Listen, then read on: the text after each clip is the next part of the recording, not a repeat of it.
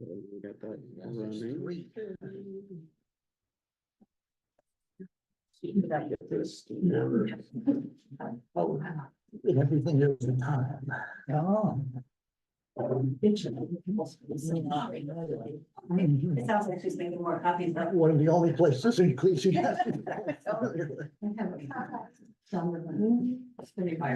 But it's just so heavy. Instead. Instead of little. Maybe it's. Yeah, we have, you know, Bibles, I know, but. I'm not on my I own. like it. Yeah, the whole book already. Oh. Are you doing it? Huh, it is pretty neat. On Friday, the switchback behind. There we go. Marvelous. I've been out of town for a few days. All right, we are running a little bit late because my access to the office was restricted a bit. So we're just kind of getting everything up and running. So our plan for today is to go through, we're going to try to do 3 chapters. We're going to try to do chapter 3, chapter 4, and chapter 5. We're going to see how far we get. And whatever we don't get to, it's on this handout. You can take it home. I've tried to design this so that if you wanted to kind of finish the lesson on your own, you should be able to just by exploring the questions that I have written down there.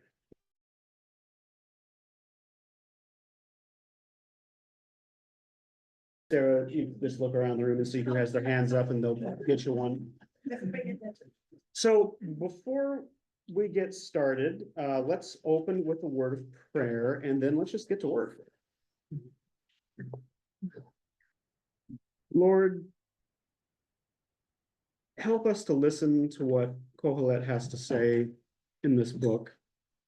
And we know that his words may be strange or even a bit offensive or harsh to us, but there is still wisdom in here. And please help us to remember that as we read this, even though he may be wrestling with whether or not you are good, we believe you are good. And we believe that you give good gifts to your children and that you don't give us scorpions when we ask for a loaf of bread.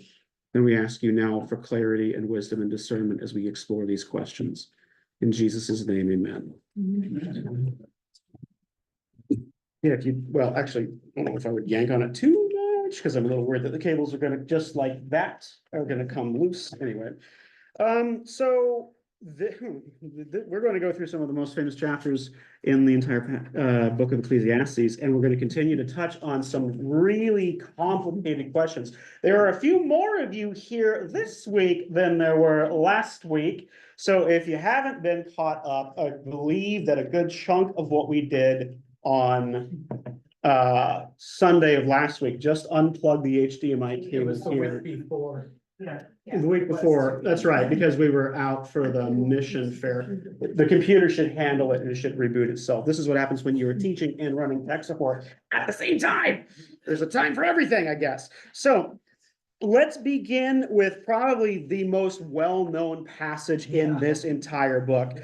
Who would like to read chapter 3, verses 1 through 8 for us? And please do your best to not hear Pete Seeger or the birds singing this to you. Good luck. Let's see how successful we are. Who would like to read this? John, please go ahead. There is a season and a time for every matter in heaven. A time to be born, a time to die, a time to plant, a time to pluck up with wine, a time to heal, a time to heal, a time to put down, a time to put up, a time to weep, a time to laugh, a time to mourn, a time to dance, a time to throw away stones, a time to gather stones together, a time to embrace and refrain from embracing, a time to seek and a time to lose, a time to keep and a time to throw away, a time to hear and a time to sow, a time to keep silence, a time to speak, a time to love, a time to hate, a time to war, a time to peace. Very good. Okay, so we've all heard this before, right? Again, really, really famous. Right, okay, who was singing it? Who did it? Okay. So, again, it's hard, isn't it hard not to? Yeah. Right, it's so hard to not just slip into that song. When you look at this passage and you hear these opposite extremes sort of planted side by side, to time to kill, a time to heal, a time to throw away stones, a time to put stones together, to embrace, to keep from embracing. What do you think? What pops into your head? Besides the song. Other than the song, okay, or even the song. How does the song make you feel, right? That is true. Okay, These things happen in your lifetime. Yeah. right, okay. Now, these are just common events that we see, okay. How many of you have heard of the concept of merism before? Just to see how far some folks went on their English studies.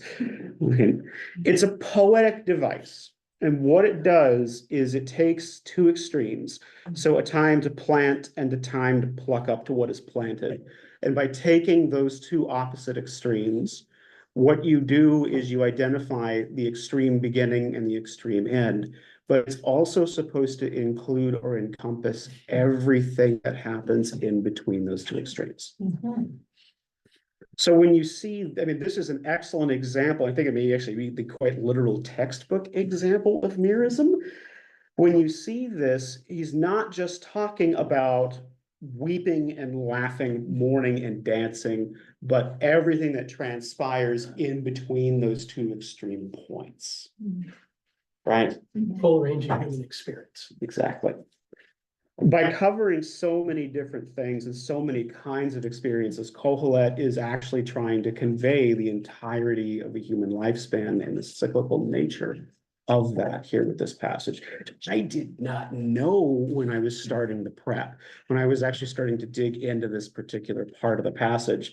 The two things that I saw in most of the commentaries were, try not to hear the song in your head. And when you're looking at it, don't just focus on the extreme points of view. You also fill in the gaps or the blank in between, which I think is kind of cool. Because this means this is way more than just planting and plucking up after you've planted. It's also the growth of the seed, the bearing of the leaves, the bearing of fruit, the harvesting of the fruit, the watching the plant slowly The endless wilt. weeding. The endless weeding that goes along with those things, right? The dirt under your fingernails, the sweat, the iced tea that you're drinking, the music that you're listening to while you're doing it, all of that stuff is filled in the middle. Just really kind of cool. How many of you find this passage comforting? Okay.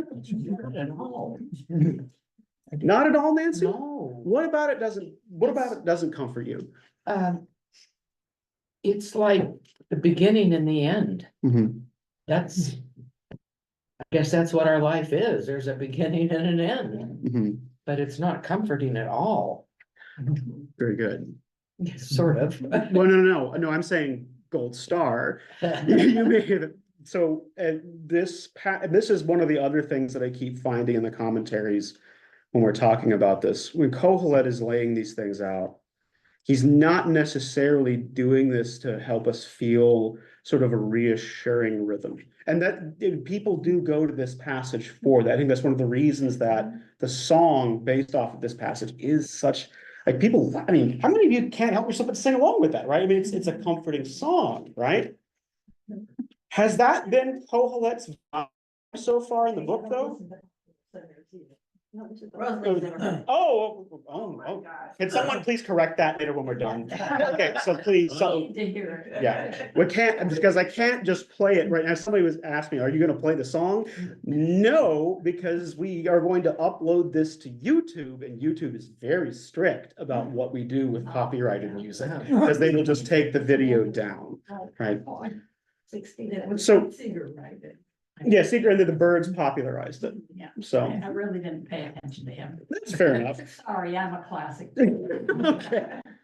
So has Kohelet's vibe been one of comfort so far in the first two chapters? No. And he's gonna stay on brand. going through this.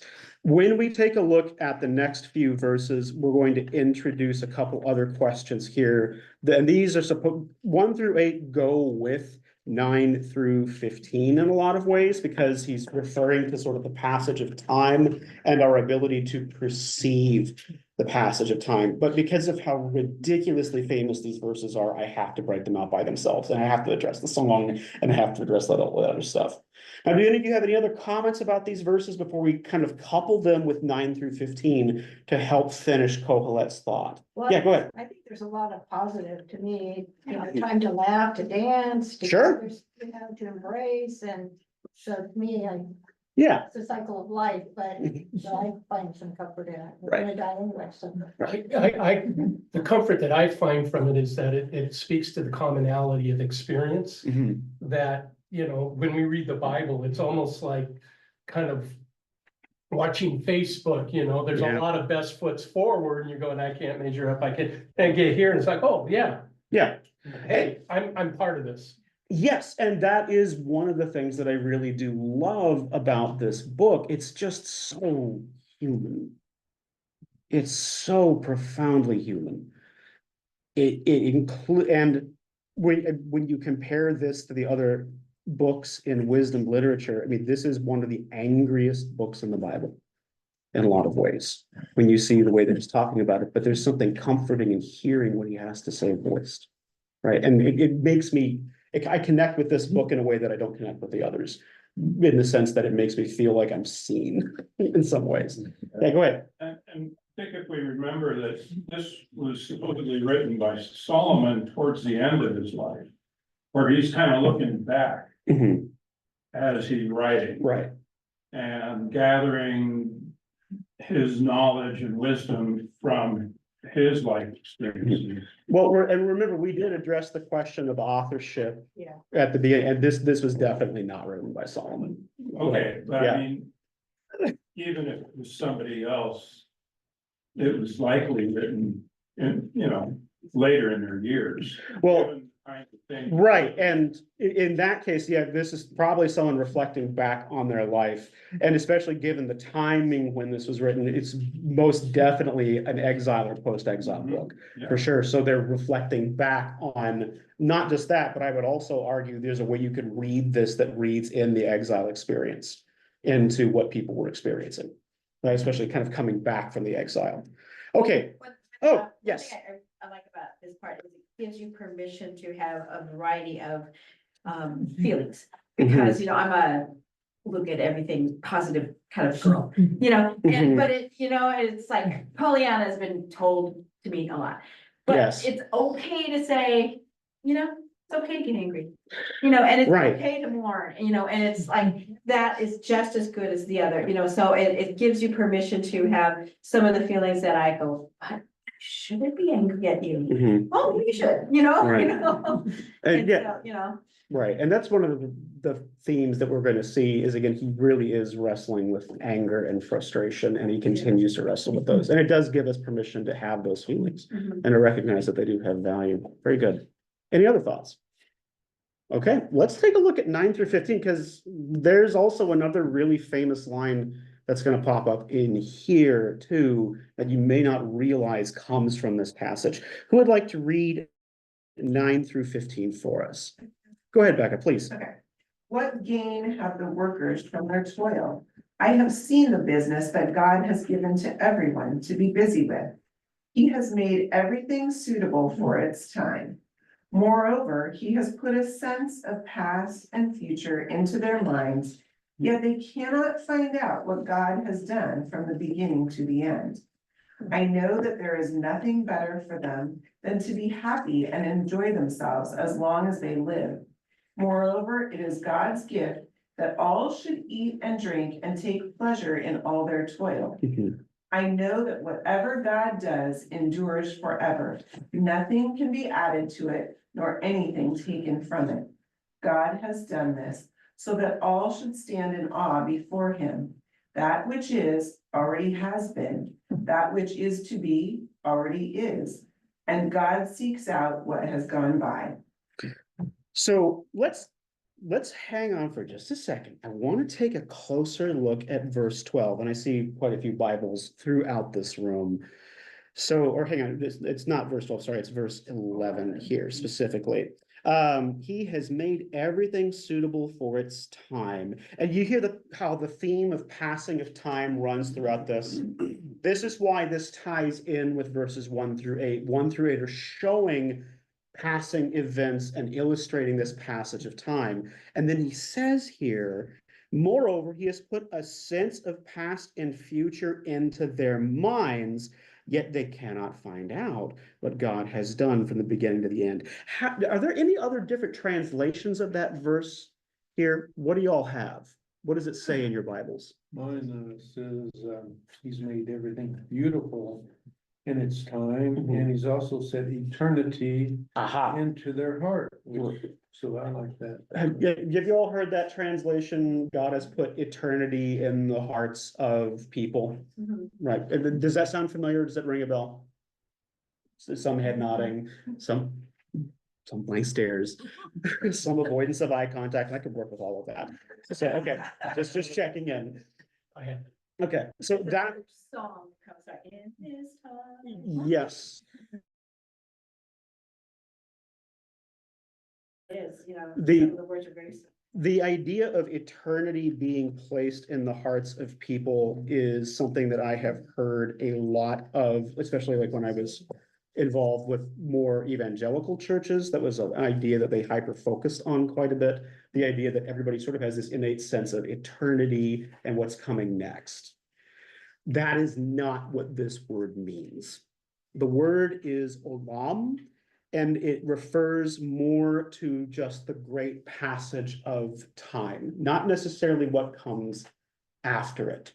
So when we're looking at the passage of time, translations that render it, where he has put a sense of past and future into their minds, it's talking more about our awareness of time passing.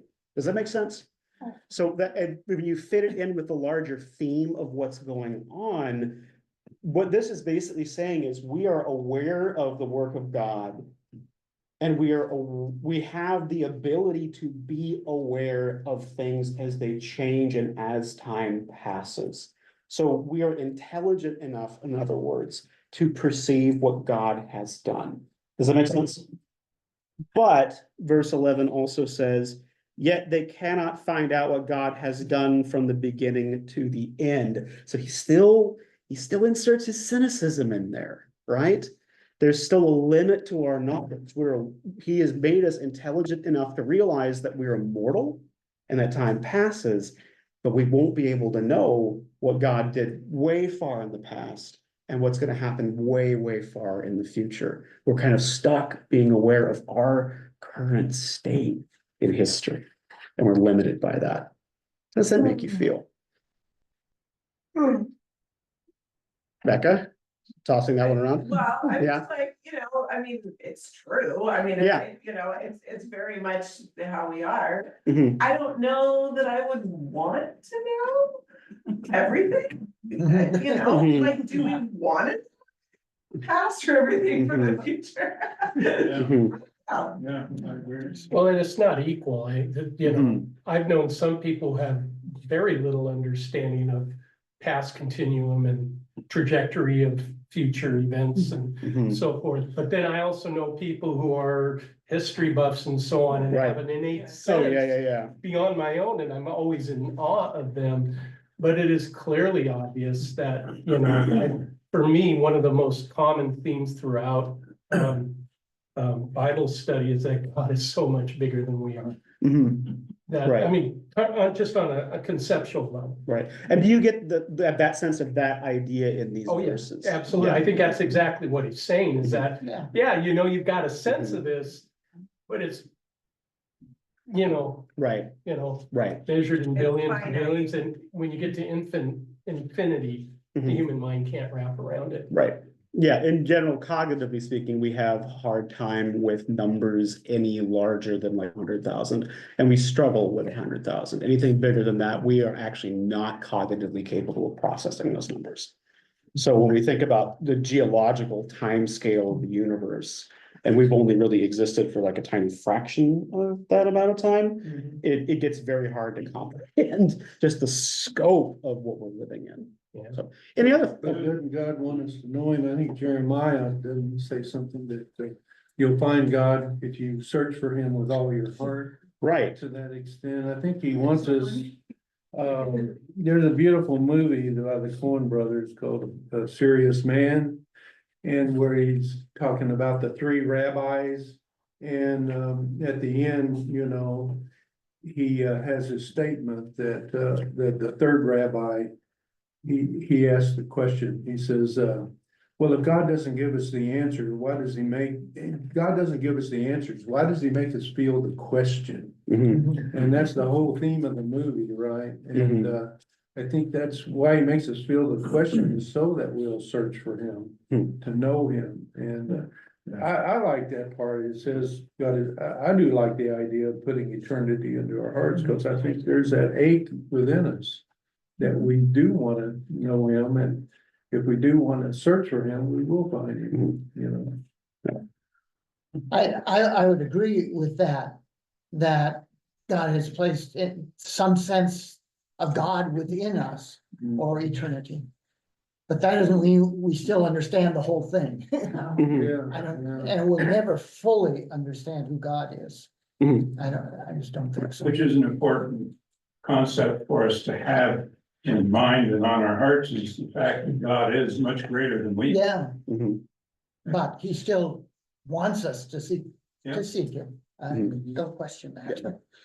Let's take, these things will continue to develop as we get deeper into these passages. Let's take a quick look at 13, starting from chapter 13, verse 16, all the way down to 4, verse 3. It's a pretty big chunk. Sorry, chapter 3, verses 16. Sorry, 3:16 to 4:3. 3:16 to 4:3. Who would like to read that for us? Go ahead. The old fashioned translation with the eternity, so it's different. Okay. And I saw something else under the sun. In the place of judgment, wickedness was there. In the place of justice, wickedness was there. I thought in my heart, God will bring to judgment both the righteous and the wicked. There will be a time for every activity, a time for every deed. I also thought, as for men, God tests them so that they may see that they are like the animals.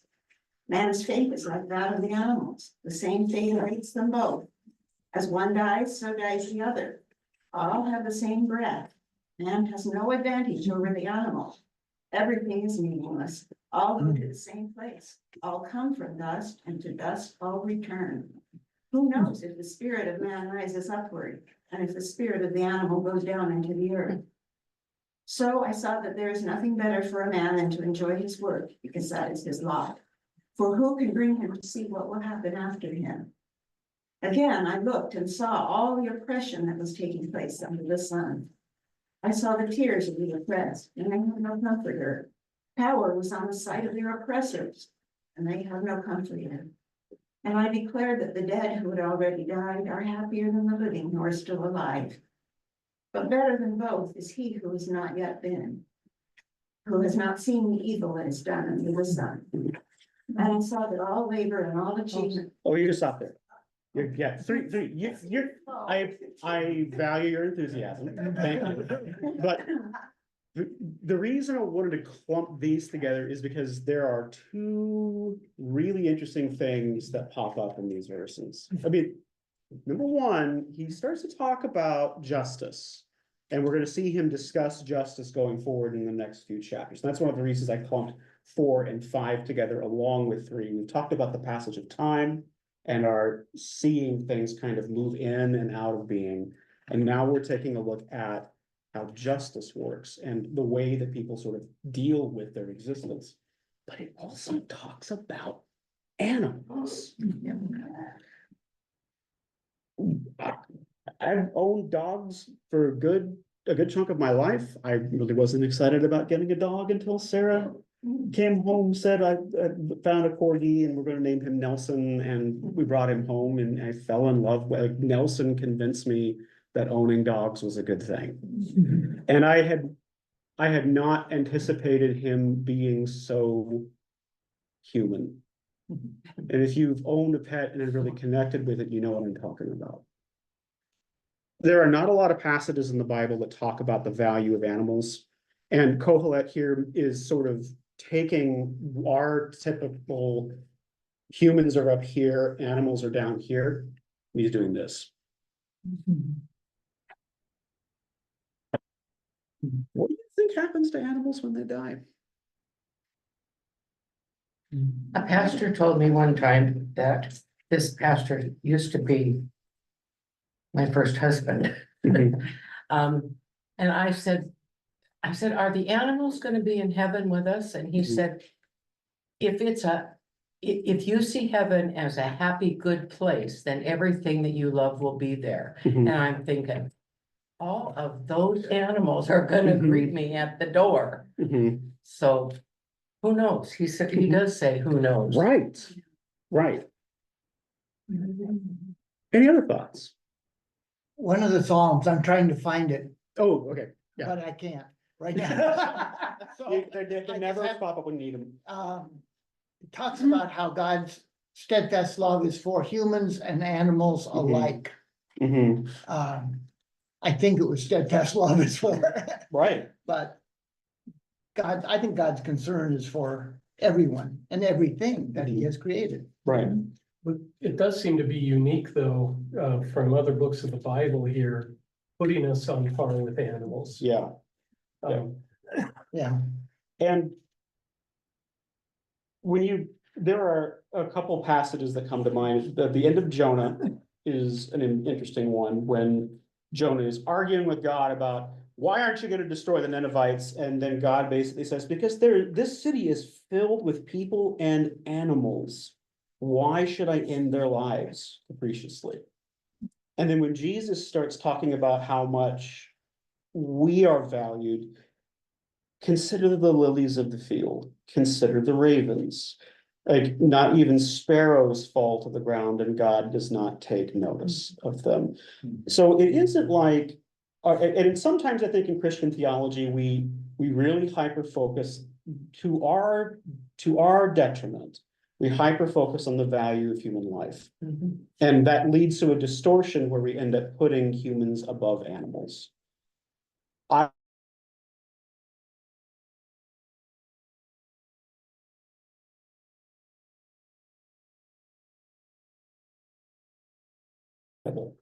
Where life is life to God. I found Psalm Read 30 it for us, please. Psalm 36:6. Your righteousness is like the mighty mountains, your judgments are like the great deep. You save humans and animals alike, O Lord. Right. And then we have Noah. Right. could've Oh, filled- right. I forgot He about that. could have story, filled yeah. the ark with people. Right, he didn't. No, No, he took a cross-section of biodiversity, yeah.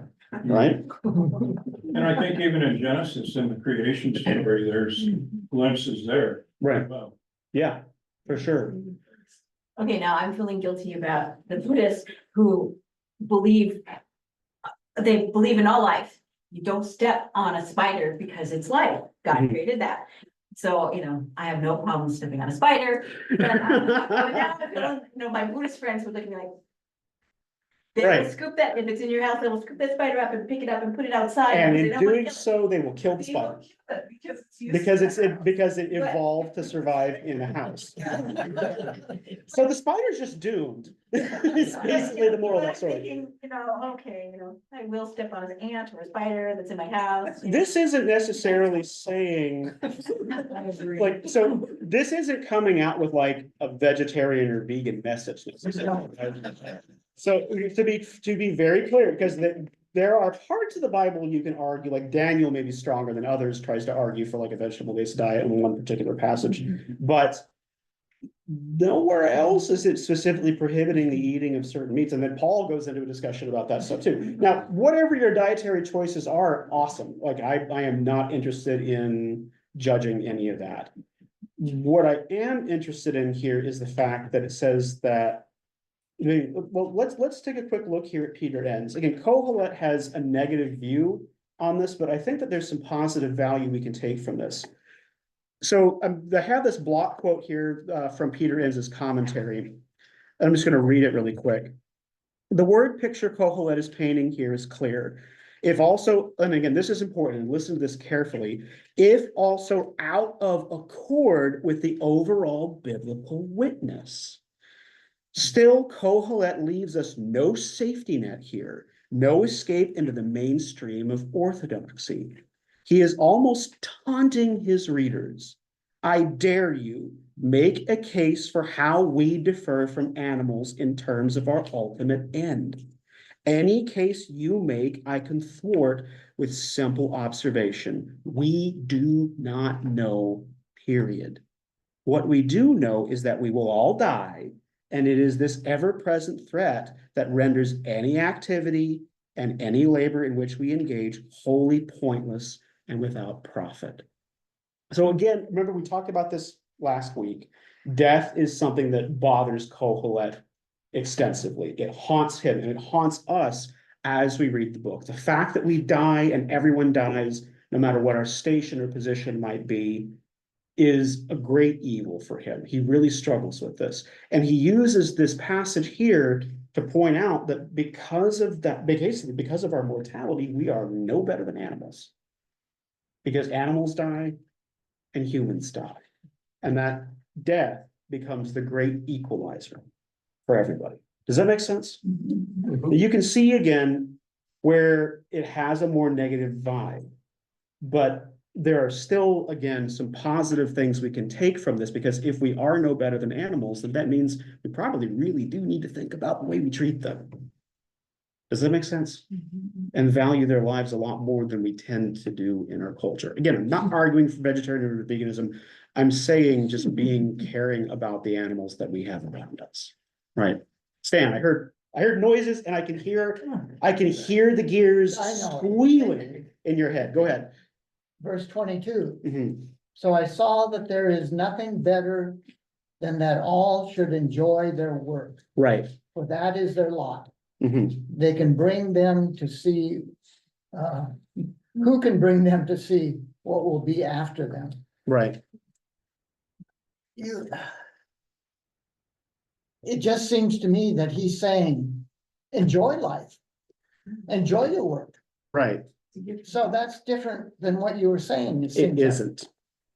That, so the Carpe Diem passages, and we talked about this last week a little bit. Those moments where we seize the day and we enjoy what we're given, that is not necessarily a call to joy. It's a cynical resignation, more so, to the fact that we still have to deal with our mortality.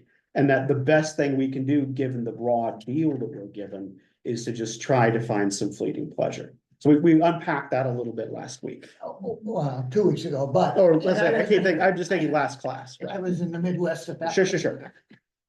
But that is what this is saying. It doesn't seem to me. But Okay, but I might again, be wrong. if we follow that up, then if we take a look at this, especially chapter 4, 1, 2, and 3, who gets the best deal out of anyone in existence? Those not yet born. Right. Okay. Yeah. People who are not born into this. And this is one of the reasons I started this with a warning and a reminder that when we look at these things, this book is very negative. It does not have a lot of positive things to say, but you have to hold that in context with the fact that there are all of these other passages that help. That's why I offer a palate cleanser at the very back. If you're struggling after this and you're like, what is going on? Remember, Kohelet is being iconoclastic on purpose. And if you need something that's more affirming, I have offered a passage that I might suggest that grapples with some of the same themes, especially related to mortality, that is significantly more uplifting, just in case you need a lifesaver at the end of this. All right, go ahead, Sarah. Well, when we read this passage, Mhm. it really kind of brought to my mind, like if you looked at people that were living under the system of slavery, Mhm. I think this would have really resonated with them. And that their toil was not, you know what I mean? And so, because it looks down and it talks about the ones who were better off are the ones. Right. And so, Mhm. again, I get it, like culturally, we really like to tie things up with bows because it just makes us feel better. Mhm. But I think sometimes learning where somebody needs to sit in this a little bit or to hear someone's voice in it, it Right. makes me very uncomfortable. But there's a space to let those people speak, and I feel like this is maybe something that those people would have been like, this is for me, and this is where I'm at, right? Right. And that obviously the Black church has taken a lot of really positive things going forward, and there's a lot of really amazing, parts of the Bible that they've found joy in as well. But I feel like at a point in time, maybe this just really resonated with them. Right.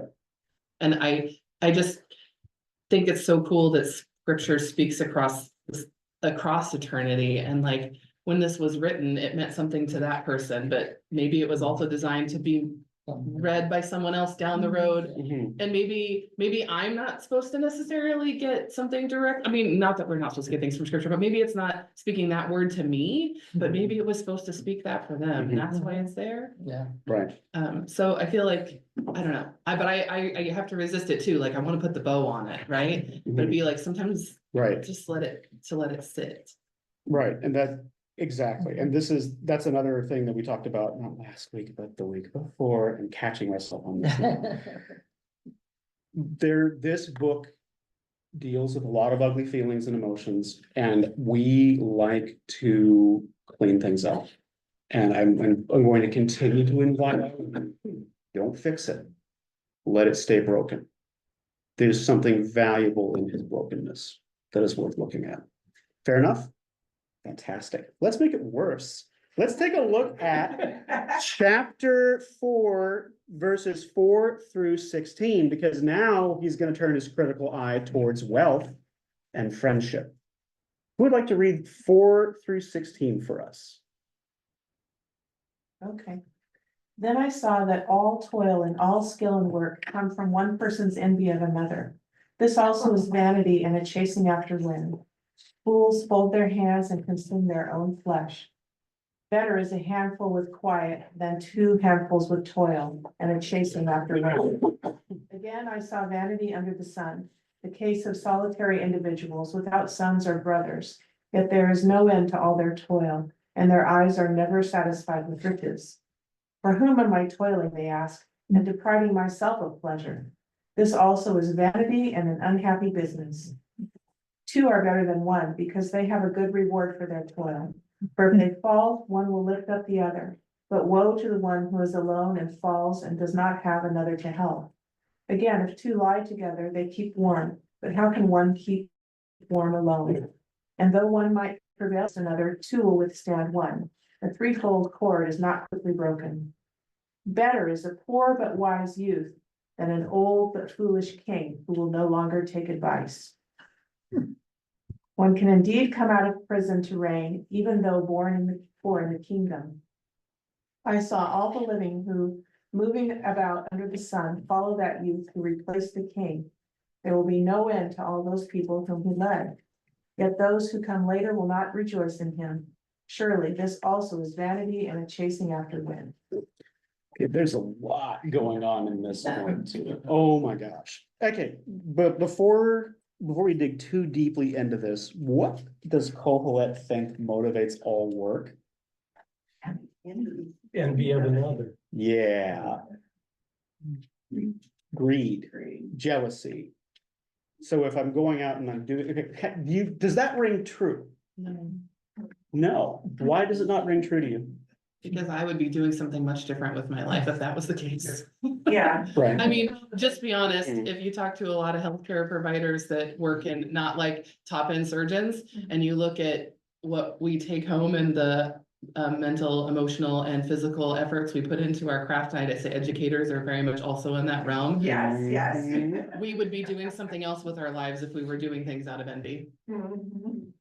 Yep. I'm just gonna say, No I one's, disagree with. no one's gonna envy my paycheck. There's also. Yeah, yeah, Well, yeah, yeah, I mean, right. there's a lot, the helping professions. Generally, yeah, exactly. And helping professions kind of get the big short end of the stick because nobody wants to do our jobs. And no one wants to pay us for doing our jobs well either, despite the trauma that we have to go through on a regular basis to deal with it. So yeah, so for me, this also rings a little false. But if you look at our culture, is there still a place for materialism and jealousy in the United States? I mean, the Sunday school answer, yes, right? This is like a pretty obvious thing.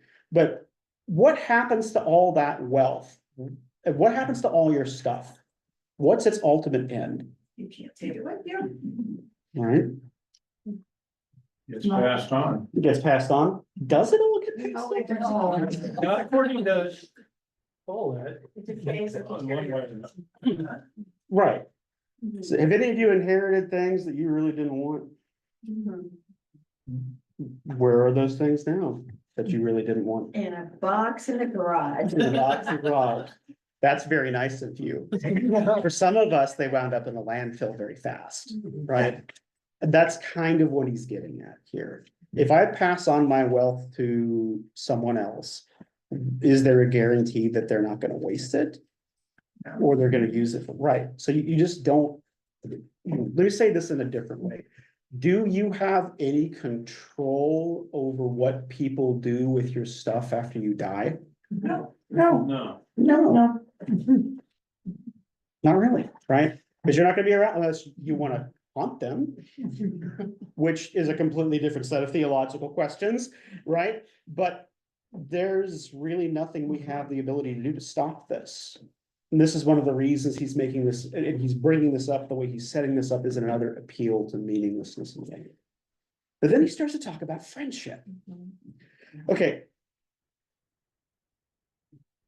If we look at verse 12, and I wanna focus on verse 12, because our friend Jamie, who some of you met when I think she visited a while ago, heard that I was doing Ecclesiastes, and she's like, "Will you please address verse 12?"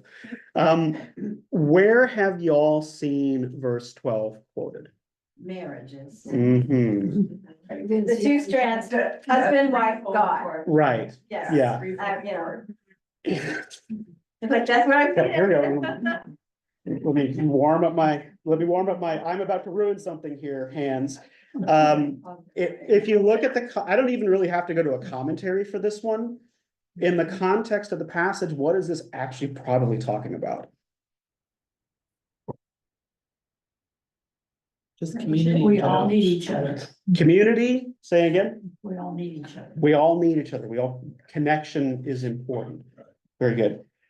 Friendship is more likely the interpretation here, not necessarily marriage. Okay. But and then- it's three that's built in, because friendship, he talks about the two of Yeah. them, and then all of a sudden. Let's talk about that. So. You know, where's the third one, you know? The third, the term, the threefold cord in the ancient world would have been, it was a very common term phrase that referred to community. And you can actually find it in the Epic of Gilgamesh.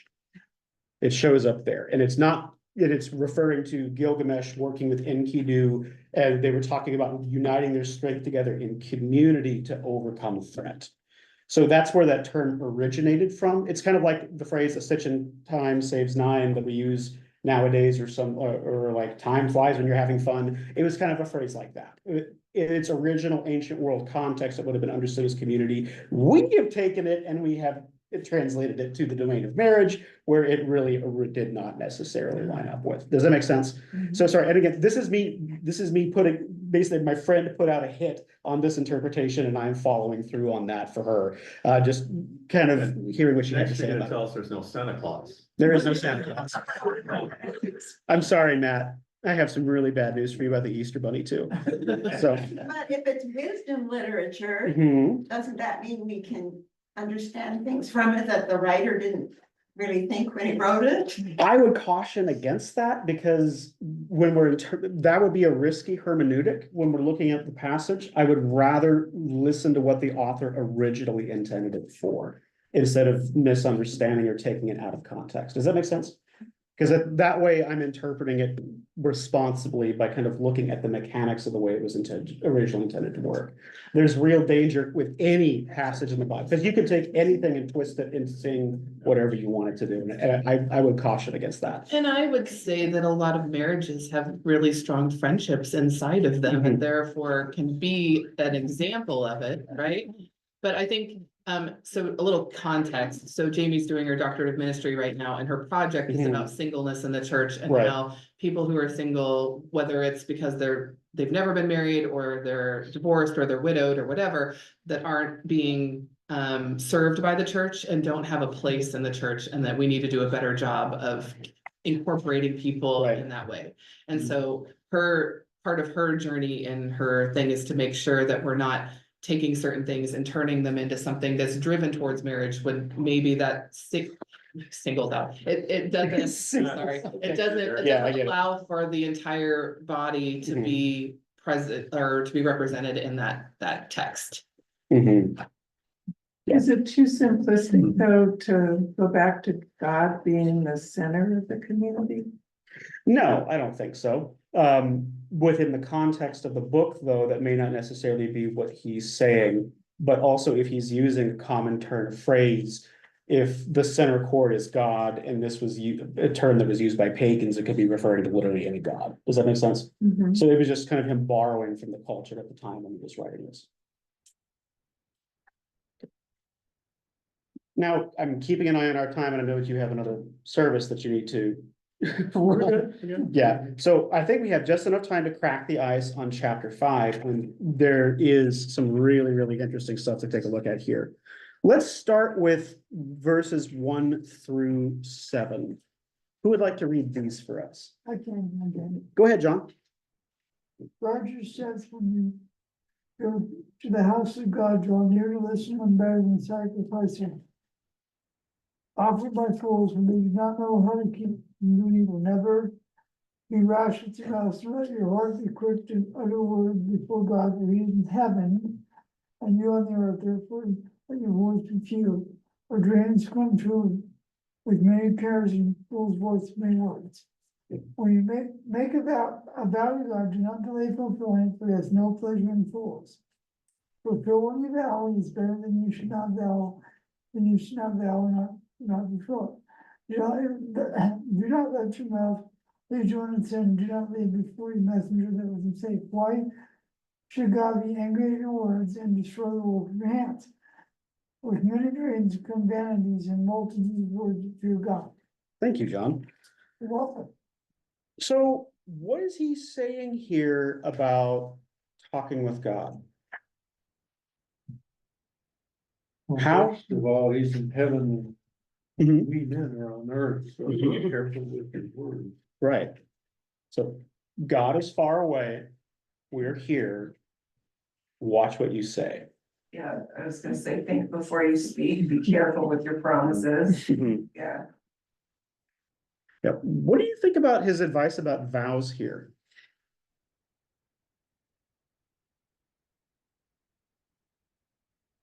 Let your yes be yes and let your no be no.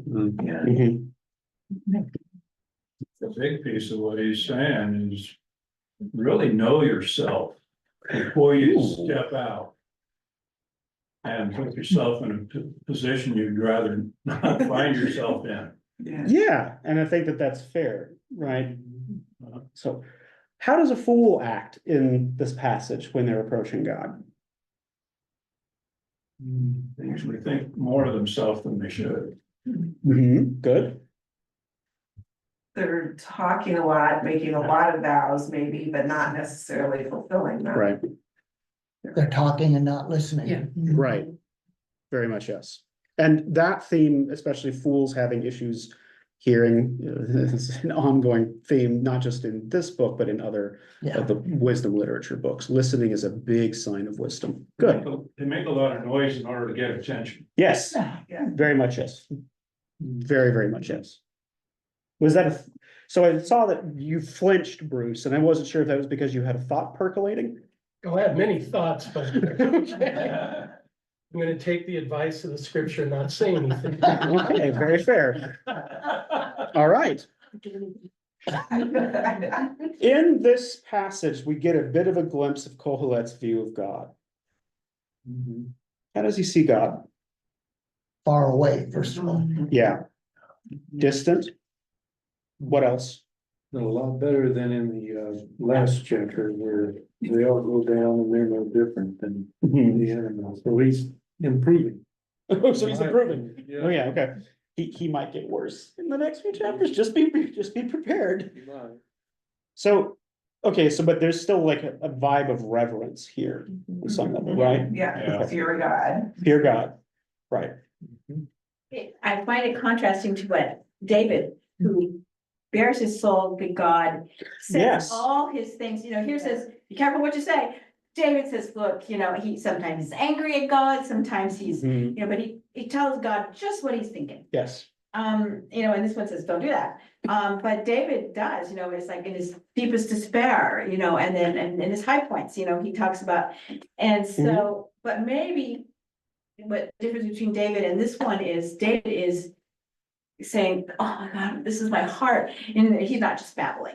He's right, not just talking, but he's like, this is what I really feel. I feel like I'm so lonely. I'm like, you're here, and maybe that's the difference, because here I'm going, David did all those things, and David was the man, God liked that he did all those things, Right. Right, and again, Yeah. and this is one of the reasons that earlier comment that we made, when I was reading Peter Enz's comment about how there are ways that this book doesn't fit in with the rest of the orthodoxy in the Bible. Because again, wisdom literature kind of gets a pass on this stuff. It can say strange things, right? Because it's supposed to push us. And just because this has a counterpoint doesn't invalidate David's point of view, right?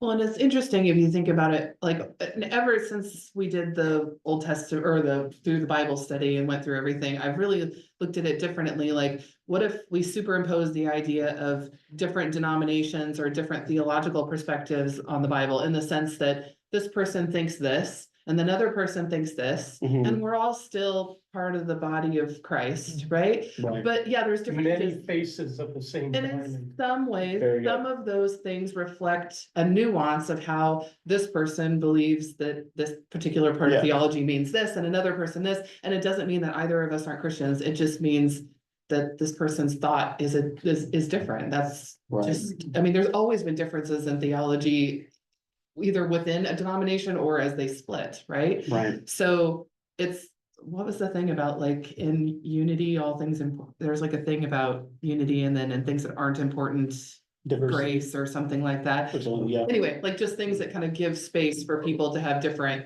right. perspectives. I know, Go ahead. no, I've heard you percolate. I want to hear what you have to say. Please go. Well, the thing that comes to my mind is God also knows the heart.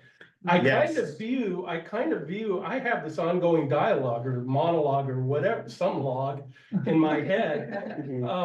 And I know God sees the heart. He knows our thoughts. Right. I can't hide this stuff from him. And that's the one thing that I've learned in Christianity, is that he's gonna know what's on my mind. Yes. And some of it I choose to deliberately bring to him, and I suppose that's where this might kick in a little bit. Yes. But at the end of the day, good heavens, I don't know about you guys, but I'm flawed. Yes. And I'm gonna say things from time to time that I look back on, what the heck was I thinking? Right. And Vicky's probably thinking the same thing. Right. But anyway, so there's a context here. It's like, wow, I'm doomed. You know, I mean, I can't measure up to this. Aha. This sets a standard that I cannot hit. Correct. And that fits in with Kohelet's view of God. It's not positive in this case. Now, but what's interesting about this is Kohelet a believer? Yes. This is, and this is the thing that, like, as I have been studying this book and learning more about it, this is something that, again, and Peter Enns has been very, very helpful, because his view is we have to understand how angry Kohelet is at God. But we also have to understand that Kohelet is a believer. Kohelet is in good standing with his community. Kohelet is wise. Kohelet knows a thing or two about the way the world works, but is still someone with faith. They are just trying to understand how they're gonna, this is someone who is a believer, who is processing their anger at God. And that's why I love this book, because there are moments when we need this. But we hold that intention with the rest of the Bible. And we have to use the things that we hear from David and from Jesus about God being approachable and loving and kind, and keep that in mind with when I have those moments of being angry. I mean, I want to point out, watch what you say around God, but then dude publishes a book about it that's 12 chapters long, and it ends up in the Bible, right? So God is quite aware of what he has to say. So I hope that helps take some of your anxiety away. He still said it, and it's right here, and he wrote it down, and he shared it with his community. Right? Now, I'm trying to be respectful of Matt's time. So what I'm gonna do, I'm going to assign a little homework. So just spoiler alert, verses 8 through 20 wraps up chapter 5, and it's mostly him yelling about wealth and how it really doesn't get you anywhere, and talking about princes. And I'm gonna leave that to you to read. I want to close by taking a look at Psalm 23. And I'm just going to read it, and this is how we're going to close out. Because I think when we're dealing with this, especially if you are used to trying to make everything work, we have to let that go. But I want to remind you that in the context of the general witness of the Bible, which we believe is the witness without parallel to who God is in our denomination and our beliefs, we have to look at the multi-vocality of voices inside of it. And when we look at what David has to say, he still addresses the same question, the question of mortality. But he has a very, very different answer for it. So this is our closing prayer for today. The Lord is my shepherd, I shall not want. He makes me lie down in green pastures. He leads me beside still waters. He restores my soul. He leads me in right paths for his name's sake. Even though I walk through the darkest valley, I fear no evil, for you are with me. Your rod and your staff, they comfort me. You prepare a table before me in the presence of my enemies. You anoint my head with oil. My cup overflows. Surely goodness and mercy will follow me all the days of my life, and I will dwell in the house of the Lord forever. We can hold that intention with what Kohelet says about God being far off and watching our words. They're both talking about God, right? And there's still something valuable to learn from both of them. Amen? Amen. Thank you for the good, vigorous discussion. And sorry, can I apologize for having to squish 3 chapters into 1 week? I might have to do that one more time, but I'll make sure that they're short. We'll try to slow down for the next few to open up some room. This is just what happens when we lose a day to the mission committee. So I'll see you all next week. So what do you want us to read? Nothing. got it. Oh, yeah, it's on the homework sheet. What the? 36, I want to write that down, yeah. But let me look. It kind of gives the same impression as the Sermon on the Mount. No, the one.